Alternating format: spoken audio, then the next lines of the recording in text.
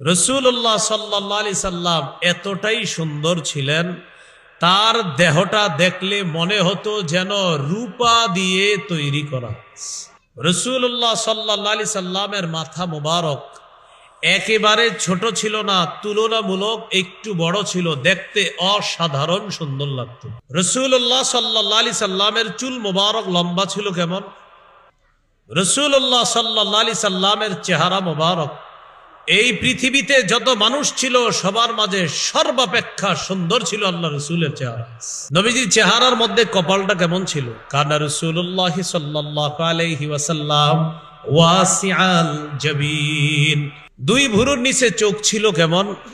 সহিহুল আদাবিল মুফরাদ 988 নম্বর হাদিস, এই হাদিসের মধ্যে আছে কানা রাসূলুল্লাহ সাল্লাল্লাহু আলাইহি ওয়াসাল্লাম আজিমাল আইনাইন।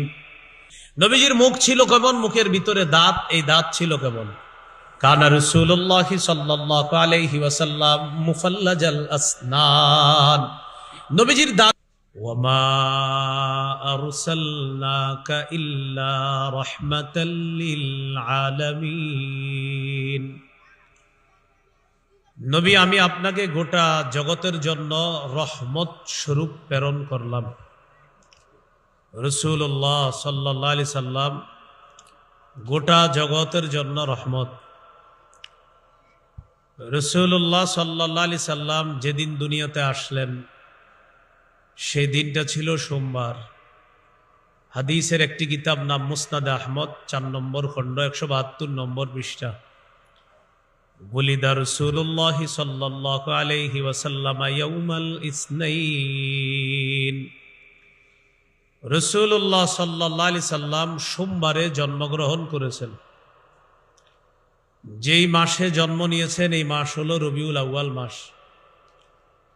হাতি বাহিনী কাবায় হামলা চালায়, সূরা ফিলের মধ্যে এই ব্যাপারে আলোচনা আছে। আল্লাহ তাআলা বলেন, আলাম তারা কাইফা ফাআলা রাব্বুকা বিআসহাবিল ফিল। এই সূরার মধ্যে আসহাবুল ফিল এটার অর্থ হলো হস্তি বাহিনী। এই হস্তি বাহিনী কাবায় হামলা চালিয়েছে। যে বছর কাবায় হামলা চালায় ওই বছর হামলা চালানোর 50 দিন পর রাসূলুল্লাহ সাল্লাল্লাহু আলাইহি সাল্লামের জন্ম। কাবায় হামলা চালানোর 50 দিন পর নবীজির জন্ম। কাবায় হামলা চালানো হয়েছে মুহররম মাসের 13 দিন বাকি থাকতে। মুহররম মাসের পরের মাস হলো সফর মাস। মুহররমের 13 আর সফর মাসের 30 দিন, এই হলো 43 দিন। তাহলে মুহররম সফর, মুহররমের 13, সফরের 30, 43। সফর মাসের পরের মাস রবিউল আউয়াল মাস। রবিউল আউয়াল মাসের 7 দিন যাওয়ার পর সূর্য ডুবার সাথে সাথে 8ই রবিউল আউয়াল শুরু হয়। তাহলে আগের 43 দিন আর রবিউল আউয়ালের 7 দিন, 43 আর সাথে কত হয়? 50। কাবায় হামলা চালানোর 50 দিন পর নবীজির জন্ম, মানে হলো 8ই রবিউল আউয়াল নবীজির জন্ম। গাণিতিক হিসাবে নবীজির জন্ম 9 রবিউল আউয়াল। বিদুগ্ধ, বিশুদ্ধ, নির্ভরযোগ্য উলামায়ে কেরামের মতে, বিদগ্ধ নির্ভরযোগ্য উলামায়ে কেরামের মতে নবীজির জন্ম 8 অথবা 9 রবিউল আউয়াল। এই কথাটি প্রসিদ্ধ নয়, বরং বিশুদ্ধ। 12ই রবিউল আউয়াল নবীজির জন্ম, এই কথাটি হলো প্রসিদ্ধ। তাহলে কাবায় হামলা চালানোর 50 দিন পর যদি নবীর জন্ম হয়, ওই তারিখটা হয় 8ই রবিউল আউয়াল, আর গাণিতিক হিসাবে তারিখ হয় 9ই রবিউল আউয়াল। গবেষক উলামায়ে কেরামের নিকট 8 অথবা 9 রবিউল আউয়াল এই কথাটি বিশুদ্ধ, প্রসিদ্ধ না। আর 12ই রবিউল আউয়াল নবীজির জন্ম, এই কথাটি হলো প্রসিদ্ধ। বিশুদ্ধ আর প্রসিদ্ধের মাঝে পার্থক্য কি? কোরআনের আয়াত সংখ্যা 6666টি, এই কথাটি হলো প্রসিদ্ধ। বিশুদ্ধ কথা হলো কোরআনের আয়াত সংখ্যা 6236টি। কোরআনের আয়াত সংখ্যা ৬,২৩৬টি, এটা হলো বিশুদ্ধ। আর ৬,৬৬৬ এটা হলো প্রসিদ্ধ। তো প্রসিদ্ধ আর বিশুদ্ধ এই দুইটার মাঝে যাদের জ্ঞান বুদ্ধি আছে তারা বিশুদ্ধটাকেই মেনে নিবে। তাহলে ৬,৬৬৬ এটা হলো প্রসিদ্ধ, আর ৬,২৩৬ এটা হলো বিশুদ্ধ। ৮-৯ রবিউল আউয়াল নবীর জন্ম, এটা হলো বিশুদ্ধ। ১২ই রবিউল আউয়াল নবীর জন্ম, এটা হলো প্রসিদ্ধ। আমাদের উচিত প্রসিদ্ধ এবং বিশুদ্ধ এই দুই বাংলার মাঝে বিশুদ্ধ অভিমতটাকেই মেনে নেওয়া। এই হলো রসুল সাল্লাল্লাহু আলাইহি সাল্লাম দুনিয়াতে আগমন করলেন। নবীর বংশ পরিচয় নবী নিজেই দেন। হাদিসের কিতাব তিরমিজি, এই কিতাবের ৩৬০৫ নম্বর হাদিস।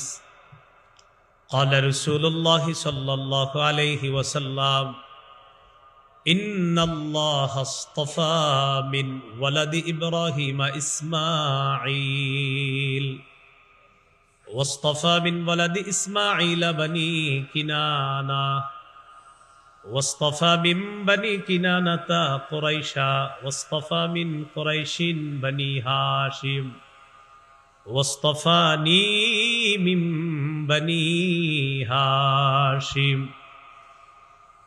রাসূলুল্লাহ সাল্লাল্লাহু আলাইহি সাল্লাম বলেন, ইব্রাহিম নবীর বংশধরদের থেকে আল্লাহ তাআলা ইব্রাহিম নবীর বংশ থেকে ইসমাইল নবীকে নির্বাচন করেছেন। ইসমাইল নবীর বংশে আল্লাহ তাআলা বনু কিনানাকে নির্বাচন করেছেন। বনু কিনানা থেকে আল্লাহ তাআলা কুরাইশ বংশকে নির্বাচন করেছেন। কুরাইশ থেকে আল্লাহ তাআলা বনু হাশিমকে নির্বাচন করেছেন। আমাদের নবী বলেন, আল্লাহ তাআলা আমাকে বনু হাশিম থেকে নির্বাচন করেছেন। তাহলে আমাদের নবী বনু হাশিম থেকে, বনু হাশিম কুরাইশ থেকে, কুরাইশ বনি কিনানা থেকে, বনি কিনানা ইসমাইল নবী থেকে, ইসমাইল নবী ইব্রাহিম নবী থেকে। এই হলো রাসূল সাল্লাল্লাহু আলাইহি সাল্লামের বংশ পরিচয়। রাসূলুল্লাহ সাল্লাল্লাহু আলাইহি সাল্লামের নাম, নবীজির 5টি নাম আছে, বিখ্যাত 5টি নাম। সহিহ বুখারীর বর্ণনা, ক্বালা রাসূলুল্লাহ সাল্লাল্লাহু আলাইহি ওয়াসাল্লাম লি খামসাতু আসমা। নবীজি বলেন, আমার 5টি নাম আছে। 1 নাম্বার আনা আহমদ, আনা মুহাম্মদ। 1 নাম্বার আমার নাম হলো মুহাম্মদ। আল্লাহর পরে যেই নামের প্রশংসা সবচেয়ে বেশি হয় এই নামটি হলো মুহাম্মদ সাল্লাল্লাহু আলাইহি সাল্লাম। এটা হলো নবীজির একটি নাম। 2 নাম্বার ওয়া আনা আহমদ, আমার নাম হলো আহমদ। আহমদ অর্থ অধিক প্রশংসাকারী। 3 নাম্বার ওয়া আনাল মাহি আল্লাযী ইয়ামহুল্লাহু বিল কুফরা, আমি মাহি। মাহি অর্থ মুছে দেয় যে, আমার নাম মাহি এই কারণে আল্লাহ তাআলা আমার মাধ্যমে সমস্ত কুফর শক্তি মিটিয়ে দিবেন। 4 নাম্বার ওয়া আনাল হাশিরুল্লাযী ইউহশারুন নাসু আলা কদামাইয়া, আমার নাম হাশির। হাশির মানে কিয়ামতের ময়দানে সর্বপ্রথম আমাকে কবর থেকে উঠানো হবে, সর্বপ্রথম আমার হাসর হবে, আমাকে উঠানো হবে। এরপর আমার পর সমস্ত মানুষকে সমবেত করা হবে। সমবেত করা এটার আরবি হলো হাসর। হাসর থেকে ইসমে ফাইল ওয়াহেদ মুজাক্কারের সিগা হলো হাশির। আমাদের নবীর নাম হাশির কেন? যে আমাকে সর্বপ্রথম কবর থেকে উঠানো হবে, আর হাসর মানি হলো কবর থেকে যাদেরকে উঠিয়ে সমবেত করা হবে। তো সর্বপ্রথম যাকে উঠানো হবে তিনি হলেন মুহাম্মদ সাল্লাল্লাহু আলাইহি ওয়াসাল্লাম। এই জন্য নবীর নাম হাশির। 5 নাম্বার ওয়া আনাল আকিব, আমার নাম আকিব। আকিব মানে আমি সর্বশেষ আগমনকারী নবী। বাকি আমাদের নবী সর্বশেষ আগমন করলেও আমাদের নবী হলেন শ্রেষ্ঠ নবী। এই হলো রাসূল সাল্লাল্লাহু আলাইহি সাল্লামের নাম। নবীজি দুনিয়াতে আসলেন, তিনি দেখতে কেমন ছিলেন? মাথা থেকে পা পর্যন্ত আমি বলি, আপনারা একটু মন দিয়ে শোনেন। আশেপাশে যারা দোকানদার ভাই, আপনারাও কাস্টমার না থাকলে একটু মন দিয়ে শোনেন কথাগুলো। হাদিসের একটা কিতাব আছে নাম আল জামিউস সগীর। এই কিতাবের 6552 নম্বর হাদিস। এই হাদিসের মধ্যে আছে কানা রাসূলুল্লাহ সাল্লাল্লাহু আলাইহি ওয়াসাল্লাম আবিয়াদা কান্নামা সিগা মিন ফিদ্দা। রাসূলুল্লাহ সাল্লাল্লাহু আলাইহি সাল্লাম এতটাই সুন্দর ছিলেন, তার দেহটা দেখলে মনে হতো যেন রূপা দিয়ে তৈরি করা। এ দেহ মুবারক। মাথা কেমন ছিল? তিরমিজির হাদিস 3637 নম্বর হাদিস। এই হাদিসের মধ্যে আছে কানা রাসূলুল্লাহ সাল্লাল্লাহু আলাইহি ওয়াসাল্লাম দখমার রাস। রাসূলুল্লাহ সাল্লাল্লাহু আলাইহি সাল্লামের মাথা মুবারক একেবারে ছোট ছিল না, তুলনামূলক একটু বড় ছিল, দেখতে অসাধারণ সুন্দর লাগতো। মাথার চুলগুলো কেমন ছিল? সহিহ মুসলিমের বর্ণনা আছে, জাওয়াইদুল মুসনাদ নামে হাদিসের একটা কিতাব আছে, এই কিতাবে আছে 944 নম্বর হাদিস। কানা রাসূলুল্লাহ সাল্লাল্লাহু আলাইহি ওয়াসাল্লাম কাসীরা শা'রির রাস। নবীজির মাথার চুলগুলো ছিল ঘন, মাথার চুলগুলো ঘন ছিল, পাতলা ছিল না। চুলগুলো কি কোকড়ানো ছিল নাকি লম্বা? সহিহ মুসলিমের বর্ণনা 2347 নম্বর হাদিস।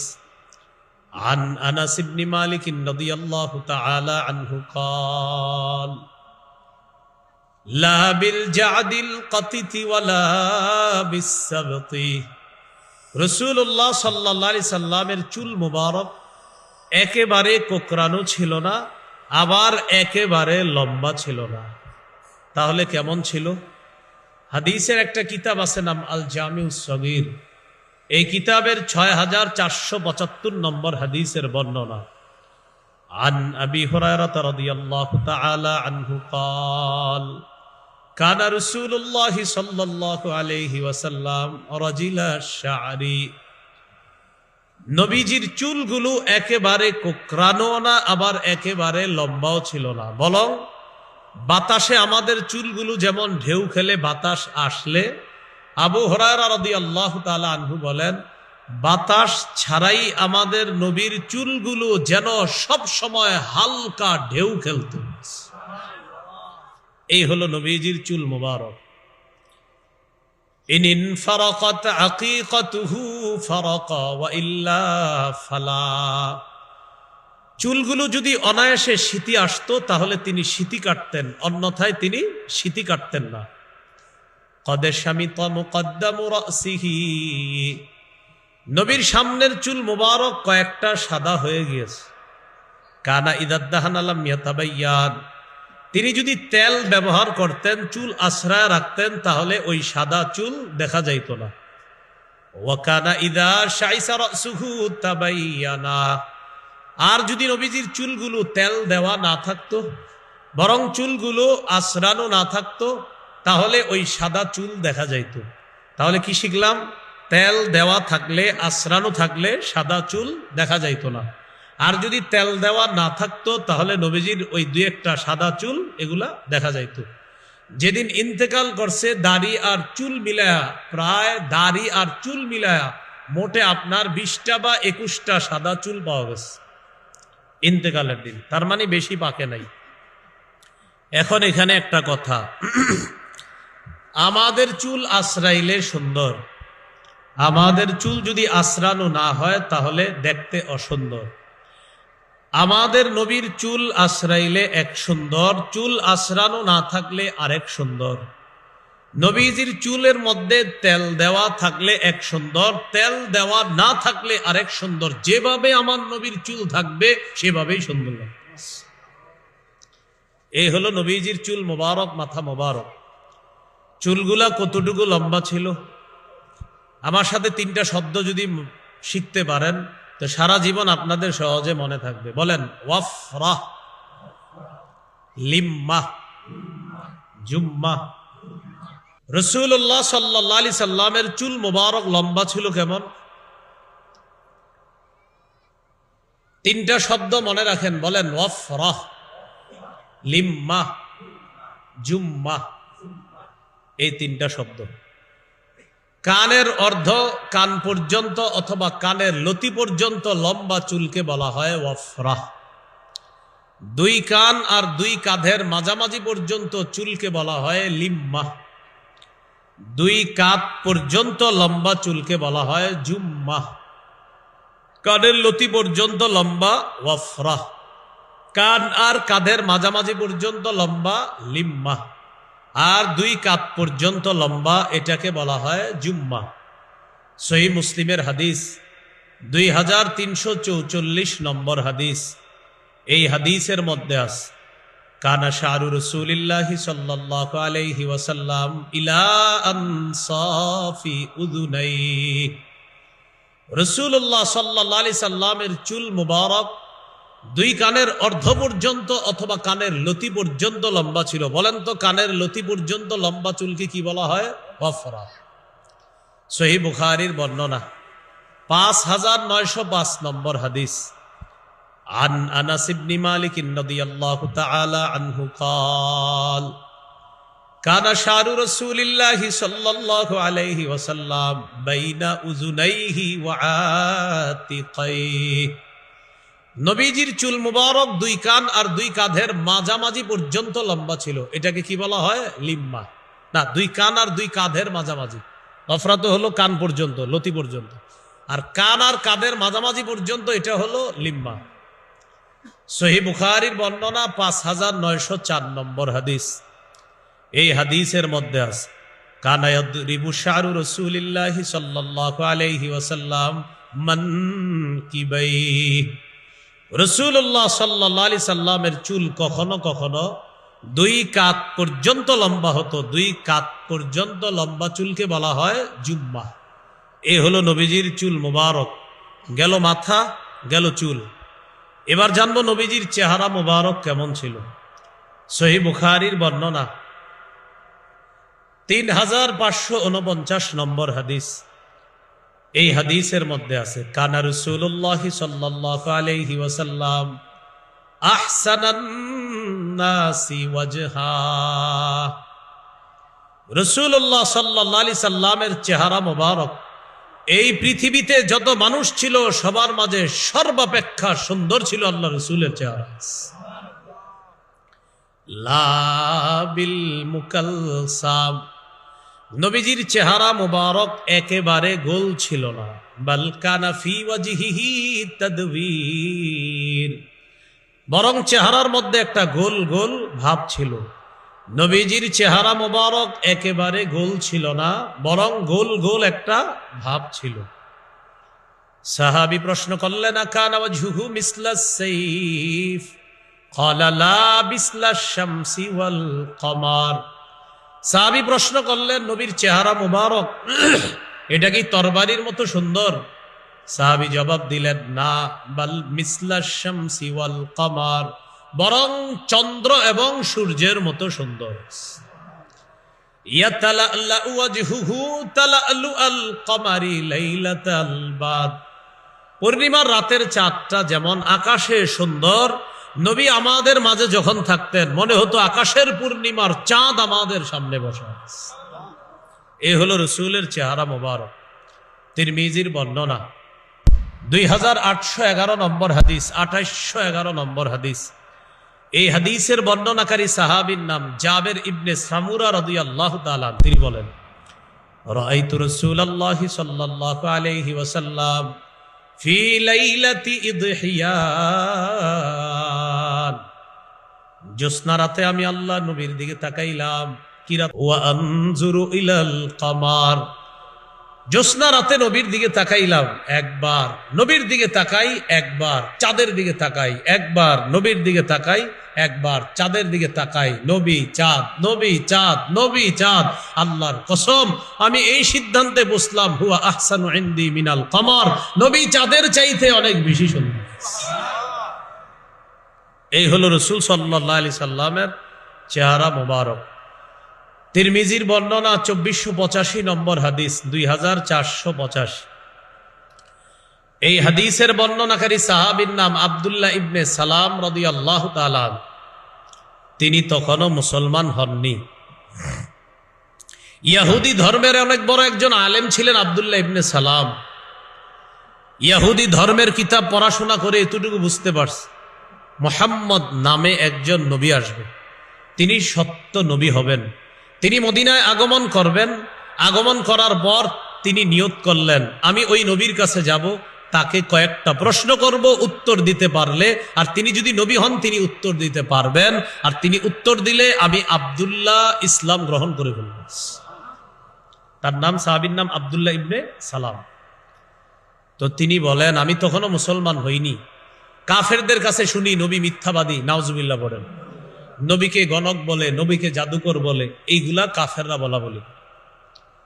তো আব্দুল্লাহ ইবনে সালাম বলেন, লাম্মা কাদিমা রাসূলুল্লাহ সাল্লাল্লাহু আলাইহি ওয়াসাল্লাম আল মদিনা, নবীজি যখন মদিনায় আগমন করলেন, ইনজাফালান নাস ওয়া কিলা ক্বাদ কাদিমা রাসূলুল্লাহ, ক্বাদ কাদিমা রাসূলুল্লাহ, ক্বাদ কাদিমা রাসূলুল্লাহ সাল্লাল্লাহু আলাইহি ওয়াসাল্লাম। নবী মদিনায় আগমন করলেন, মানুষ দলে দলে মদিনায় যায় আল্লাহ নবীকে এক নজর দেখার জন্য। রাস্তা দিয়ে যায় আর বলা বলি করতে লাগলো, নবী আসছে মদিনায়, নবী আসছে মদিনায়, আল্লাহ রসুল মদিনায় আসছে। এগুলা বলা বলি করতে করতে মানুষ নবীকে দেখতে যায়। নবীজি মদিনায় আসছে, সবাই মিছিল দিয়ে রাস্তা দিয়ে যাইতেছে রসুলকে দেখার জন্য, আর বলতেছে আল্লাহ রসুল মদিনায় আসছে, আল্লাহ রসুল মদিনায় আসছে, আল্লাহ রসুল মদিনায় আসছে।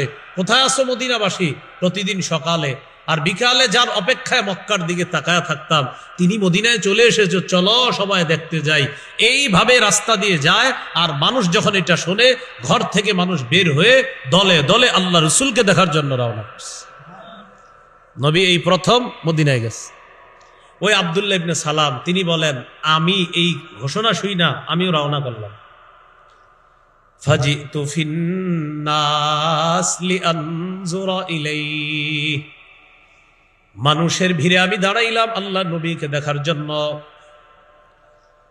প্রচন্ড ভিড়ের মাঝে আল্লাহ নবীর দিকে যখন আমি তাকাইলাম, ফালাম্মাস্তাবানতু ওয়াজহা রাসূলিল্লাহি সাল্লাল্লাহু আলাইহি ওয়াসাল্লাম, আরাফতু আন্না ওয়াজহাহু লাইসা বিওয়াজহি কাদ্দাব। আমি সর্বপ্রথম যখন আল্লাহ রসুলের চেহারাটা দেখলাম, কাফেররা তাকে মিথ্যাবাদী বলছে, কিন্তু আমি তার চেহারা দেখার পর আমি এটা বুঝতে পারলাম, আমি তখনও মুসলমান যদিও হইনি, কিন্তু তার চেহারা প্রথম যখন দেখলাম, এতটুকু বুঝলাম এটা কোনো মিথ্যাবাদীর চেহারা হতে পারে না। এই হলো আমাদের নবীর চেহারা মোবারক। সহিহ বুখারীর বর্ণনা 680 নম্বর হাদিস। এই হাদিসের বর্ণনাকারী আনাস ইবনু মালিক রাদিয়াল্লাহু তাআলা তিনি বলেন, আন্না আবা বকরিন রাদিয়াল্লাহু তাআলা আন কানা ইউসাল্লি লাহুম ফি ওয়াজাইন নবী সাল্লাল্লাহু আলাইহি ওয়াসাল্লাম আল্লাযী তুফিয়া ফীহি। নবী যে অসুস্থতায় দুনিয়া থেকে বিদায় নিয়েছেন, ওই অসুস্থতার সময় নবীজির অনুপস্থিতিতে সাহাবীদেরকে নামাজ পড়াইতেন। যেই সাহাবী তিনি হলেন আবু বকর সিদ্দিক রাদিয়াল্লাহু তাআলা। তো আবু বকর সিদ্দিক তাদেরকে নামাজ পড়ায় কখন? নবীজি যখন ইন্তেকাল করবে, যে অসুস্থতায়, ওই অসুস্থতার সময়। হাত্তা ইযা কানা ইয়াউমুল ইসনাইন, যেদিন সোমবার হলো, বলেন কি বার? অর্থাৎ আল্লাহ নবী সোমবারে দুনিয়া থেকে বিদায় নিবে, ওই সোমবার। যেদিন সোমবার, সোমবার দিন, ওয়াহুম সুফুফুন ফিস সালাহ, সাহাবীরা নামাজের মধ্যে দাঁড়িয়ে আছে, নামাজের কাতারে।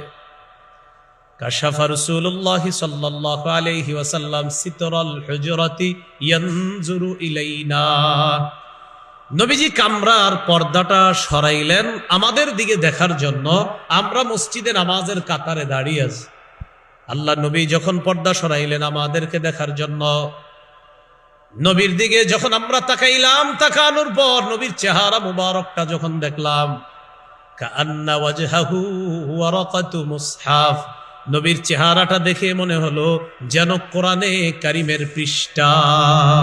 সুবহানাল্লাহ, নবীর চেহারা কোরআনে কারীমের পৃষ্ঠা, এরকম চকচক করতেছিল নবীর চেহারা। তো তো আমাদের দিকে তাকিয়ে কি করলেন? সুম্মা তাবাসসামা রাসূলুল্লাহ সাল্লাল্লাহু আলাইহি ওয়াসাল্লাম ইয়াদহাক, নবীজি একটা হাসি দিলেন, মুস্কি হাসি দিলেন। মুস্কি হাসি দেওয়ার পর আবু বকর সিদ্দিক ইমামের জায়গায় আছে। নাকাস আবু বকরিন আলা আকিবাইহি লিয়াসিলাস সাফা ওয়া যান্না আন্না নবী সাল্লাল্লাহু আলাইহি ওয়াসাল্লাম খারিজুন ইলাস সালাহ। আবু বকর সিদ্দিক রাদিয়াল্লাহু তাআলা মনে করলেন নবীজি মনে হয় নামাজে আসবে, আমাদেরকে নামাজ পড়াবে, তাই তিনি ইমামের জায়গা থেকে পিছনে সরে এসে নামাজের কাতারে দাঁড়াইতে চাইলেন, এই আশায় যে নবী আসবে, আমি আর কিভাবে ইমামতি করি। ফাশারা ইলাইনা নবী সাল্লাল্লাহু আলাইহি ওয়াসাল্লাম আন আতিম্মু সালাতাকুম, নবী আমাদেরকে ইশারা দিয়ে বললেন তোমরা তোমাদের নামাজ পরিপূর্ণ করে নাও।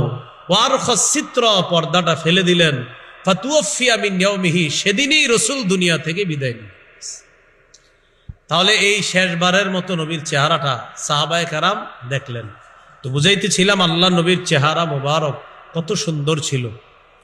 নবীজির চেহারার মধ্যে কপালটা কেমন ছিল? কানা রাসূলুল্লাহ সাল্লাল্লাহু আলাইহি ওয়াসাল্লাম ওয়াসিআল জাবিন, নবীর কপালটা ছিল, ললাটটা ছিল প্রশস্ত। সুবহানাল্লাহ, ললাট ছিল কি? প্রশস্ত।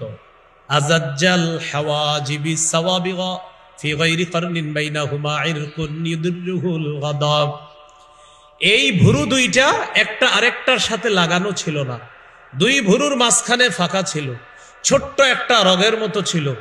নবীজি কখনো রাগ করলে এই রগটা ফুলে উঠতো, নবীজিকে অসাধারণ লাগতো। দুই ভুরুর মাঝখানে ফাঁকা জায়গায় একটা রগ ছিল ছোট্ট, এই রগটা ফুলে উঠতো কখন? যখন রাগ করতেন।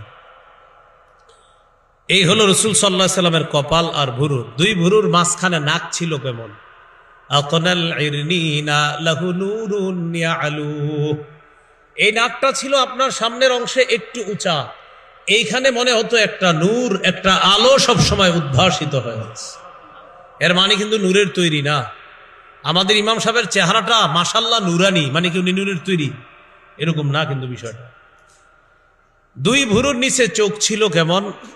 সহিহুল আদাবিল মুফরাদ 988 নম্বর হাদিস, এই হাদিসের মধ্যে আছে কানা রাসূলুল্লাহ সাল্লাল্লাহু আলাইহি ওয়াসাল্লাম আযীমাল আইনাইন। আল্লাহ তাআলা কোরআনের মধ্যে বলেন হুরদা, যে জান্নাতীরা হুর পাবে, হুরদের চোখগুলা হবে এমন, দেখলে মনে হবে তাদের চোখগুলা ডাগর ডাগর চোখ বিশিষ্ট।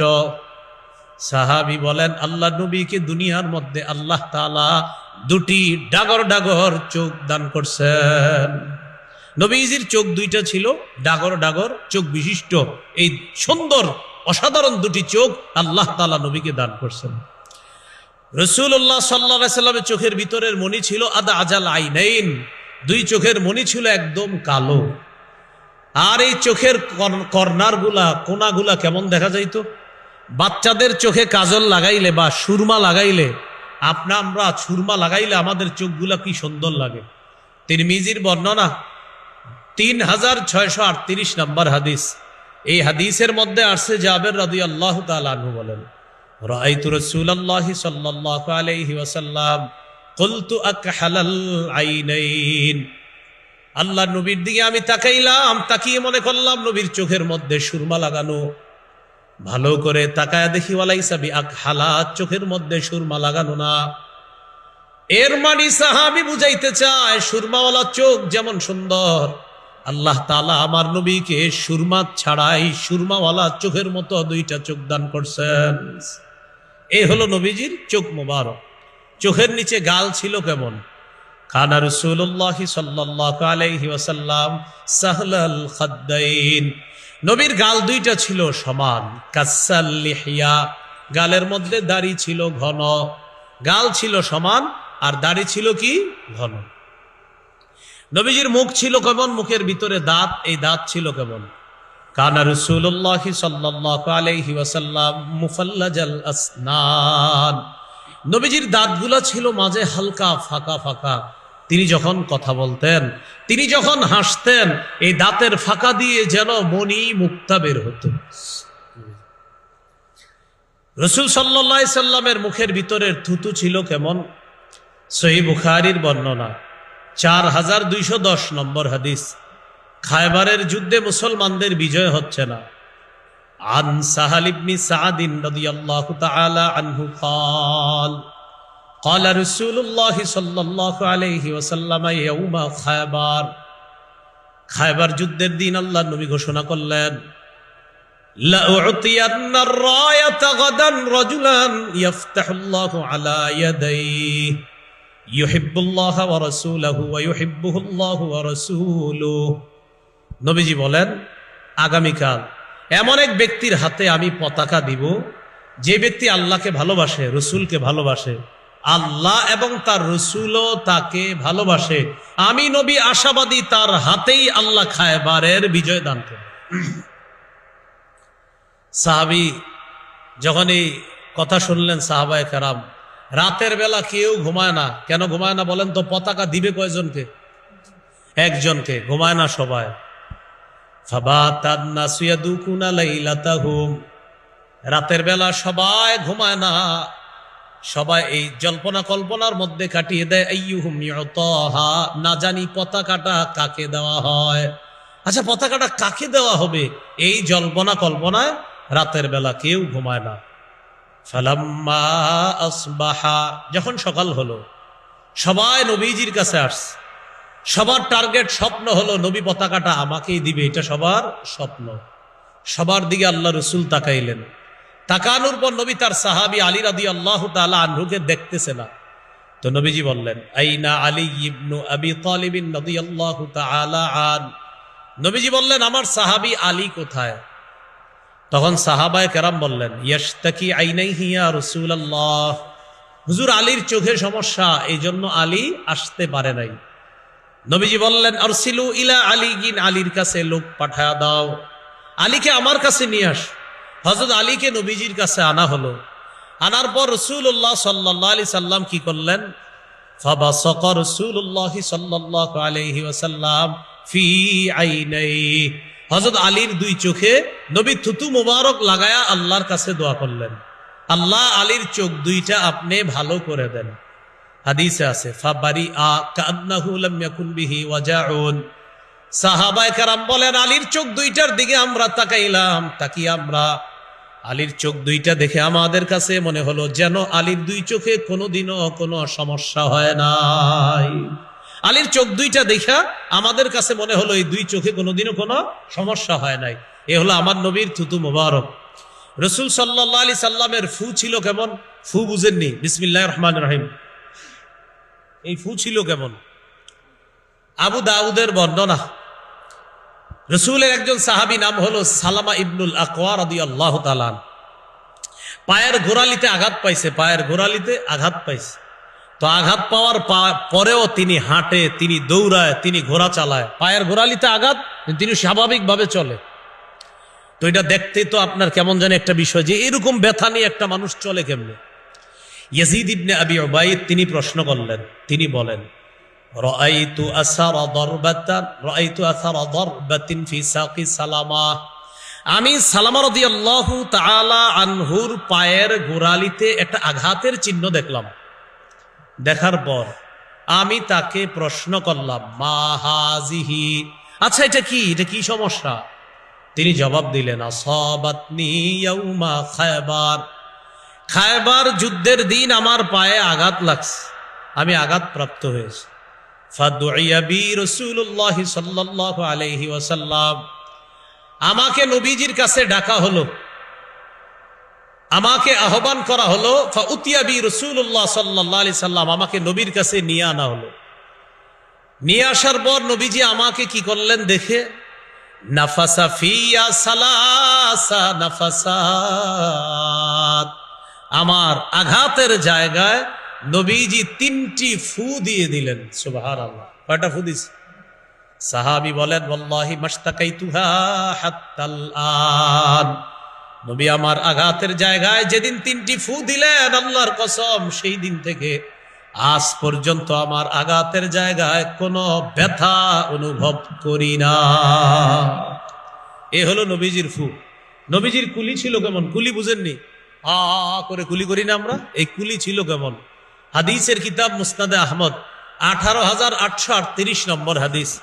এই হাদিসের মধ্যে আছে উতিয়া রাসূলুল্লাহ সাল্লাল্লাহু আলাইহি ওয়াসাল্লাম বিদালবিম মিম্মা, আল্লাহ নবীর কাছে এক বালতি পানি আনা হলো। পানি আনার পর ফাশারিবা মিনহু, আল্লাহ নবী বালতি থেকে পানি পান করলেন। করার পর ফামাজ্জা, পানি মুখে নিয়ে আল্লাহ নবী কুলি করলেন। কুলি করার পর ফামাজ্জা ফিদ দালবি, কুলির পানি বালতির মধ্যে ফেললেন। সাহাবী বলেন, নবীর কুলির পানি বালতির পানির সাথে মিশ্রিত হওয়ার পর ফাফাহা মিনহা মিসলু রিহিল মিস্ক, ওই কুলির পানি আর বালতির পানি একত্রিত হওয়ার পর সাহাবী বলেন, ওই বালতি থেকে মেশক আম্বরের ঘ্রাণ বের হয়। এই হলো রাসূল সাল্লাল্লাহু আলাইহি সাল্লামের কুলি। এগুলো নবীজির দাঁত, নবীর থুতু, নবীর ফু, নবীর কুলি। রাসূল সাল্লাল্লাহু আলাইহি সাল্লামের গলাটা কেমন ছিল? গলা একটা রূপার প্লেটের মধ্যে একটা মণি মুক্তা যদি বসায় দেন, সৌন্দর্যতা কি বাড়বে না কমবে? সাহাবী বলেন, কান্না উনুকাহু দিদুদুমিয়া, কান্না উনুকাহু জিদুদুমিয়াতিন ফি সাফাইল ফিদ্দাহ। রূপার একটা প্লেটের মধ্যে মণিমুক্তা বসায়া দিলে যেমন সুন্দর, যেন আল্লাহ তাআলা আমার নবীর গলাটাকে মণিমুক্তার মতো রূপা নামক দেহের মধ্যে আল্লাহ বসায়া দিছে। এত সুন্দর ছিল নবীজির গলা। গলার নিচে কি ছিল? কাঁধের কাছে। সাহাবী বলেন, রাআইতুল খাতামা ইনদা কাতিফিহি, কাঁধের কাছে দেখলাম একটা মোহরে নবুয়ত, নবীজির মোহরে নবুয়ত, মিসলা বাইজাতিল হামামা, কবুতরের ছোট্ট ডিমের মতো। কিসের মতো বলেন তো? কবুতরের ছোট্ট ডিমের। আমাদের নবী শেষ নবী, তারপরে আর নবী হবে না, তারপরে আর নবী নাই। রাসূলুল্লাহ সাল্লাল্লাহু আলাইহি সাল্লামের মাধ্যমে আল্লাহ তাআলা নবুয়তের দরজা বন্ধ করে দিয়েছে। নবীর পরে আর নবী হবে না। হ্যাঁ, ঈসা নবী দুনিয়াতে আসবে, তবে ঈসা নবী নতুন করে নবী হবে না। ঈসা নবী আমাদের নবীর আগের নবী, তিনি নবী হয়ে গিয়েছেন। আমাদের নবীর পরে আর নবী হবে না। যদি কেউ বলে ঈসা নবী, বলবেন ঈসা নবী আসবে, তিনি নতুন করে নবী হবে না, তিনি আমাদের নবীর আগের নবী। দুনিয়াবি বিধান মৃত্যু, এটা আল্লাহ তাআলা তাকে এই মৃত্যু দেওয়ার জন্য আবার দুনিয়াতে আনবেন। তাহলে বলেন তো, ঈসা নবী কি নবী হবে না তিনি আগের নবী? তিনি আগে থেকেই নবী না নতুন করে নবী? তা আগে থেকে নয়, তিনি আমাদের নবীর আগে নবী হয়েছেন, তিনি আসবে মৃত্যুবরণ করার জন্য। তাহলে আমাদের নবীর পরে নবী হবে না? বলেন সবাই, আমাদের নবীর পরে নবী হবে না। এই হলো নবীজির মোহরে নবুয়ত। বুক ছিল কেমন? আরিদুস সদরি, বুকটা ছিল চওড়া। দাকিকাল মাসরুবা, বুক থেকে নাভি পর্যন্ত পশমের চিকন একটা রেখা ছিল, যেন আল্লাহ তাআলা কুদরতি ভাবে এই পশমের সৌন্দর্যতা নবীর বুক থেকে নাভি পর্যন্ত বসায় দিয়েছে। এটা ছিল নবীজির বুক। পেট ছিল কেমন? সাওয়া আল বাতনি ওয়াস সদরি, পেট আর বুক ছিল সমান।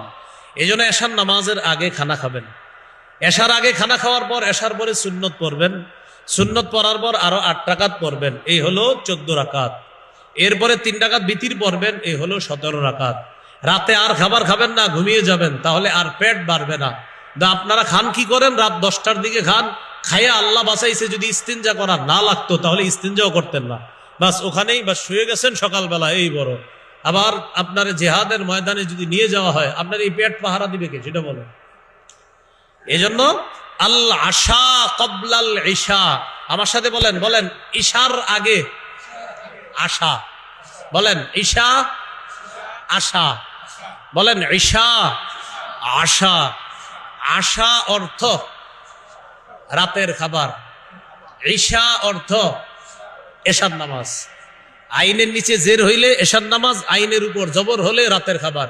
এবার আমার সাথে বলেন, বলেন ঈশার আগে আশা। বুঝছেননি? অর্থাৎ এশার নামাজের আগে রাতের খাবার খেয়ে ফেলবেন। তাহলে খাওয়ার পর ওই সুন্নত পড়বেন, বিতির পড়বেন, নফল পড়বেন। এই যে পড়বেন নামাজ, নফল নামাজ, এক তো ইবাদত করলেন, সওয়াব হলো, আর আপনার বার্ন হয়ে চর্বিগুলা কেটে যাবে, রাতে আর খাবেন না, এরপরে আপনি ঘুমিয়ে যাবেন। এইভাবে আপনি আপনার পেটটা ঠিক রাখার চেষ্টা করবেন, এত বড় যেন না হয়ে যায়, এটা মাথায় রাখা। তো রসুল সাল্লাল্লাহু আলাইহি সাল্লামের পেট ছিল কেমন? সাওয়া আল বাতনি ওয়াস সদরি, বুক আর পেট ছিল সমান, অসাধারণ সুন্দর ছিল। হাত আর পা ছিল কেমন? রসুল সাল্লাল্লাহু আলাইহি সাল্লামের হাত পা ছিল শাসনাল কাফাইনি ওয়াল কদামাইন, হাত ছিল মাংসালু, পা ছিল মাংসালু। হাত ছিল নরম, এত নরম, তুলতুলে নরম। আবার তরবারি হাতে নিলে নবী ছিলেন শ্রেষ্ঠ মুজাহিদ। মাশা, তিনি রাস্তায় হাঁটতেন, জমিন দিয়ে হাঁটতেন। যখন তিনি হাঁটতেন কান্নামা ইন হাত্তা মিন সবাব, যেন তিনি উপর থেকে নিচে নামতেন। এইভাবে আল্লাহ রসুল জমিনে হাঁটতেন, খুব সহজ সরল ভাবে জমিনে আল্লাহ রসুল সাল্লাল্লাহু আলাইহি সাল্লাম চলতেন। এই হলো আল্লাহ নবীর মাথা থেকে পা পর্যন্ত বর্ণনা। বলেন তো নবী কিবারে জন্ম নিছে? সহিহ মুসলিমের 1162 নম্বর হাদিস। নবীজিকে প্রশ্ন করা হলো, সুইলা আন সাওমি ইয়াউমিল ইসনাইন, হুজুর আপনি সোমবারে রোজা রাখেন কেন? নবীজি বললেন, ইয়াউমুন উলিদতু ফীহি, সোমবারে আমি জন্ম নিয়েছি, তাই শুকরিয়াতান সোমবারে রোজা রাখি। নবীজির জন্ম সোমবার দিন, তাই সোমবারে তিনি রোজা রাখছেন। সোমবার বছরে একদিন। তাহলে নবীজির জন্মদিনের আমল কি বাৎসরিক হলো না সাপ্তাহিক? সপ্তাহে কিবারে? সোমবারে। খাইয়া না না খায়া? সারাদিন কি খাইবেন না না খাইবেন? রোজা রাখলে কি খায় না না খায়া থাকে? বাৎসরিক যেটা পালন হয় সেখানে খায়নি? আরে বলে না, খায়নি? খায়। সেটা কি সুন্নাহ না বেদাত? সোমবারেরটা সুন্নাহ না বেদাত? সুন্নত ধরবো, বেদাত ছাড়বো। বলেন ইনশাআল্লাহ। তাহলে প্রতি সোমবার রোজা রাখা এটা সুন্নাহ, আর বাৎসরিক ভাবে জন্মদিন পালন করা এটা বেদাত। বেদাত ছাড়বো, সুন্নত ধরবো, নবীর আদর্শ নিজেদের জীবনে বাস্তবায়ন করব। আল্লাহ তাআলা তৌফিক দান করেন আমাদের সকলকে, যেন নবীজির জীবনীর এই যে আদর্শ আমাদের জীবনে আমরা বাস্তবায়ন করে আল্লাহ রসুলের সুন্নাহ মোতাবেক জীবনটা যেন সাজাইতে পারি। আল্লাহ তৌফিক দান করেন।